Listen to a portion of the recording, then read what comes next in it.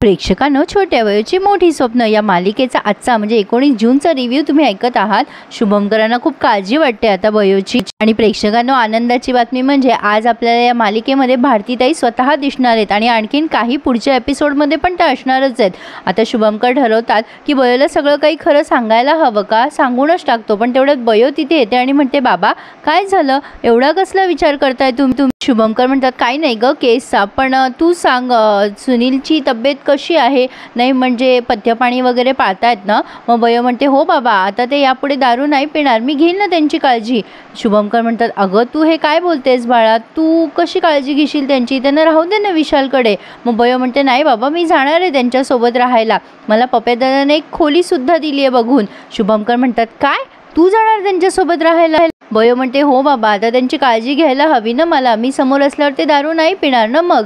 शुभंकर आता काहीच म्हणत नाही तिला आणि म्हणतात, बरं ठीक आहे, कुठे बघितली आहेस तू रूम? मग बयो म्हणते, पप्यादादाने बघितली आहे। शुभंकर म्हणतात, तू मागच्या वेळेला राहायला गेली तेव्हा काय झालं होतं माहिती आहे ना त्या झोपडपट्टीत? बयो म्हणते, बाबा तुम्ही नका टेन्शन घेऊ, आत्ताची खोली चांगली आहे आणि रूम पण चांगली आहे, पप्यादादाने स्वतः खात्री केली आहे। बाबा माझ्यासोबत राहणार आहे ना, मग काय टेन्शन, तुम्ही नका काळजी करू।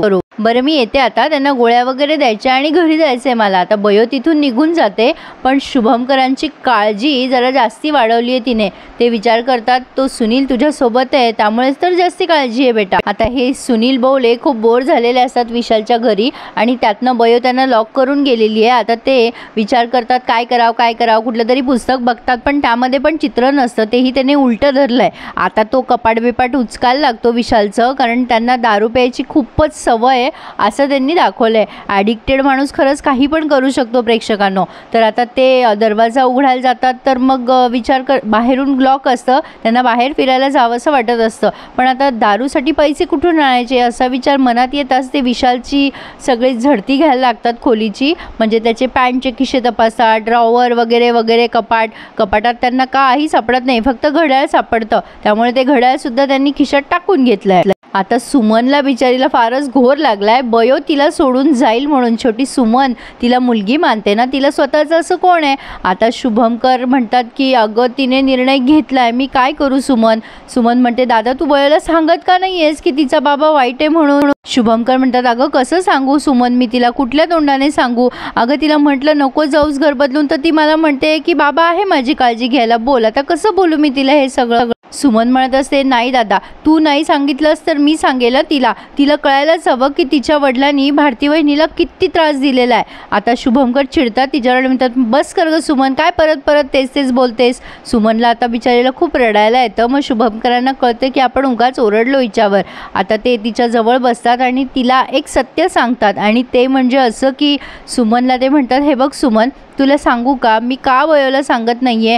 मी भारतीला वचन दिलं होतं। तर आता हा तो प्रसंग, भारतीताई आणि शुभंकरांचा एक छोटासा सीन घेतलाय त्यांनी। आता शुभंकर भारतीताईंना विचारत असतात, काय सांगताय तुम्ही? म्हणजे बयोचे बाबा पाण्यामध्ये वाहून गेलेच नाही? तुम्ही बयोला तर असंच सांगितलं होतं। भारतीताई म्हणतात, नाही, बयोचे बाबा ना खूप विचित्र होते, ते दारूच्या नशेतच बुडाले ना।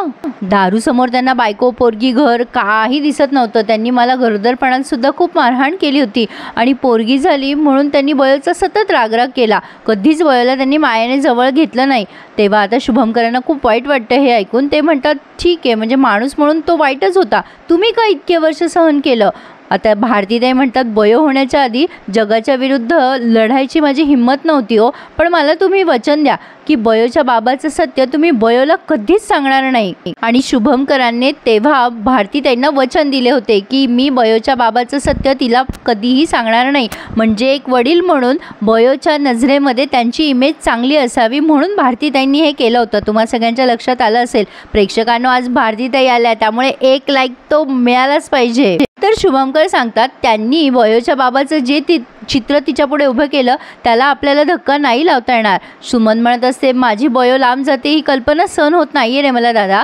शुभंकर म्हणतात, होईल का सगळं नीट सुमन, आपण आहोत ना बयोच्या पाठीशी, तू नको काळजी करू, आपल्या रवळनाथ आहे आपल्या बयोच्या पाठीशी आणि तो बयोसोबत काही वाईट होऊ देणार नाही, तू कर प्रार्थना देवाची, मी पण प्रयत्न करतो। पण आता सुमन तिथून निघून गेल्यावर शुभंकर विचार करतात, दुसऱ्यांना समजावणं सोपं असतं, पण मी स्वतःला कसं समजू? माझी बयो माझ्यापासून लांब चालली. बयो मी कसं ग तुला थांबू. आता ही बयो पैसे मोजत असते कारण तिला त्या बौलेच्या घरमालकाला द्यायचे आहेत ना. सुमन तिथे येते आणि म्हणते काय ग बयो एवढे पैसे. बयो म्हणते हो अगं पण तू का रडतेस, तुझे डोळे का असे झालेत. सुमन आता तिला एकदम मिठी मारते आणि म्हणते बयो तू नको ग जाऊस मला सोडून. हे बघ मी वाटलं तर तुझ्या वडिलांना रोज सकाळी उठून डब्बे देत जाईल पण नको ग जाऊस न ग मला सोडून. बिचारी सुमन खूपच भावूक झाली आहे. मग आता ही बयो म्हणते तू बस बर आत्या, तू रडा नको गे, तुला सोडून मी जाईल का कधी. पण मला सांग माझ्या बाबांना आता माझी गरज आहे की नाही, त्यांची काळजी घ्यायला कोणी पाहिजे की नको. सुमन म्हणते अगं बयो तू इथे राहून पण त्यांची काळजी घेऊ शकते ना. अगं तू इथे राहा ना आणि विशालच्या घरी राहू दे त्यांना. पण बयो म्हणते नाही ग आत्या, त्यांची तब्येत नाजूक आहे, त्यांना लिव्हरचा पण प्रॉब्लेम आहे, त्यांची पथ्य पाळावी लागतील, औषधं द्यावी लागतील त्यांना. इतकी वर्ष ते एकटे होते ना, आता त्यांना एकटं नाही सोडता येणार ग. आई असती तर आईने पण हेच केलं असतं ना. तसं पाहायला गेलं ना प्रेक्षकांना बयोचं काही वागणं चुकीचं नाहीये. पण बयो म्हणते मोकल काकूकडे राहून मी कसं करायची, इथे यायची की नाही कामाला, तसंच करणार आहे. आता रडू नको बरं, तुझ्या डोळ्यात मला पाणी नाही बघवत. मी जरी त्यांची काळजी घ्यायला जात असले तरी मी तुझ्या प्रेमापोटी इथे रोज येणार म्हणजे येणार, नको काळजी करूस. आता बयो तिला पुन्हा मिठी मारते. तेव्हा आता सुमन विचार करते बयो तुला कसं सांगू ग, तुझा बाबा खूप वाईट आहे, तो तुझ्याशी नाही चांगलं वागणार, तुझा चांगुलपणा तुलाच त्रासदायक ठरणार आहे. पण आता गौतमीने हे सगळं या दोघींचं इमोशनल बोलणं ऐकलंय आणि ती खूप खुश झाली आहे. ती आता इराच्या गळ्यात पडते आणि म्हणते अगं इरा मी खूप खुश आहे, आपल्याला जे हवं आहे ना ते घडतंय. मग इरा म्हणते म्हणजे ती बयो. आता ही गौतम म्हणते हो ती बयो कायमची निघून जाणार आहे आपल्या घरातून. मग इरा खुश होते आणि म्हणते अरे वा हे तर अमेझिंग आहे, पण ती कधी चालली आहे, कुठे चालली आहे. मग गौतमी म्हणते अगं ती त्या दारुड्या बापाबरोबर जाणार आहे, ती गेली नाही या घरातून म्हणजे सुटले मी. मग इरा म्हणते तू खरं सांगतेस ना मम्मा.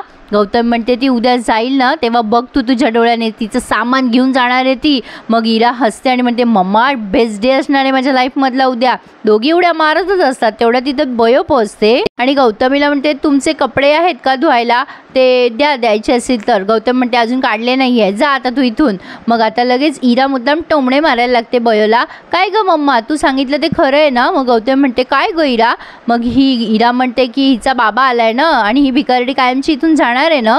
बयो म्हणते हो जाणारच आहे मी. इरा म्हणते मग तू इथे काय करतेस, तुझे बाबा आले एवढ्या वर्षांनी, मग तू जायला पाहिजे ना तिथून. बयो म्हणते मला केव्हा जायचं केव्हा नाही माझं मी बघेल, तू कशाला काळजी करतेस. इरा म्हणते जा ग जा, लवकरात लवकर जा आणि आमच्या आयुष्यात पुन्हा येऊ नकोस कधीही. आता तुझा बाबा सापडलाय ना तर जा तुझ्या बाबाकडे जा आणि माझ्या बाबाकडे फिरकू नको, तसं आहे मी माझा बाबा शेअर करत नाही. मग आता बयो तिला उत्तर देते की काय नाही इरा, वस्तू शेअर करत असतात, माणसं शेअर नसतात करत. मी इथून गेले ना तरीसुद्धा ते माझा काजवा होते आणि कायम राहणार आहेत. त्यांच्या आणि माझ्या प्रेमात कधीच अंतर पडणार नाही आहे. माझे खरे बाबा आलेत त्यामुळे एका मुलीचं कर्तव्य हेच असतं की आपल्या आईवडिलांना जपायला हवं आणि मी माझं कर्तव्य पूर्ण करायला चालली आहे. त्यामुळे सहवास कमी झाला म्हणून वडील आणि मुलीचं नातं कधीच कमी होत नसतं हे लक्षात ठेव. आता बयो तिला टोमणा मारून निघून जाते तर आता इरा लगेच तिच्या अंगावर धावत असते. मग गौतम म्हणते जाऊ दे ना इरा, तशी पण चालली आहे ती, तू कशाला टेन्शन घेतेस. इरा म्हणते मम्मा हिला ना उद्याच्या उद्या हाकलवून द्या. गौतम म्हणते बरं ग बाई तू शांत राहा आधी.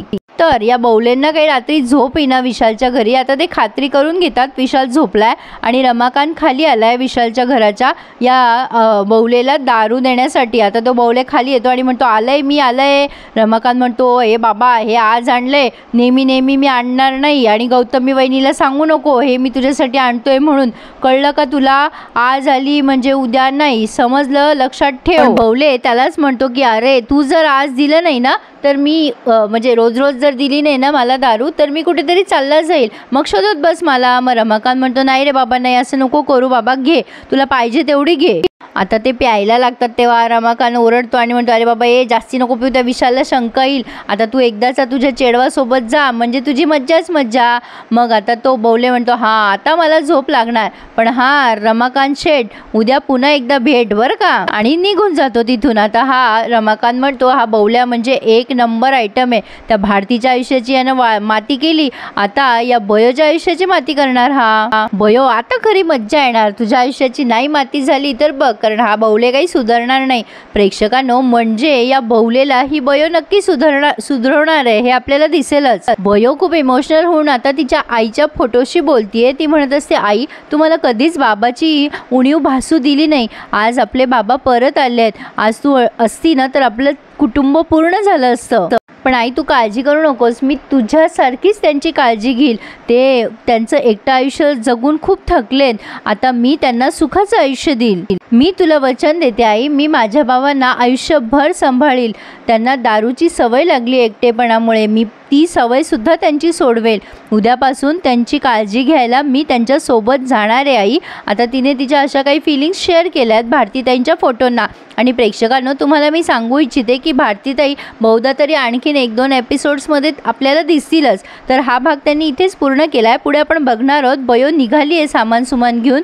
आता हे खूप इमोशनल होतात शुभंकर आणि म्हणतात काळजी घे हं बेटा स्वतःची. पण आता सुमन या शुभंकरांना म्हणते सांग ना तिला तिच्या बापाबद्दल खरं खरं.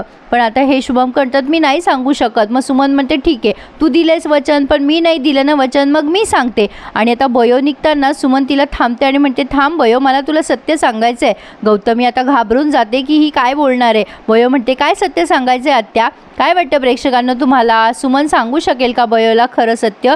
मला असं वाटतं कदाचित सांगेल. बघूयात काय होतंय. मग चॅनलला नक्की सबस्क्राईब करून ठेवा. आणि प्रेक्षकांनो, आज भारतीताई दिसल्यात, त्यांच्यासाठी तर एक लाईक झालाच पाहिजे. सो कसा वाटला रिव्ह्यू नक्की कळवा. धन्यवाद.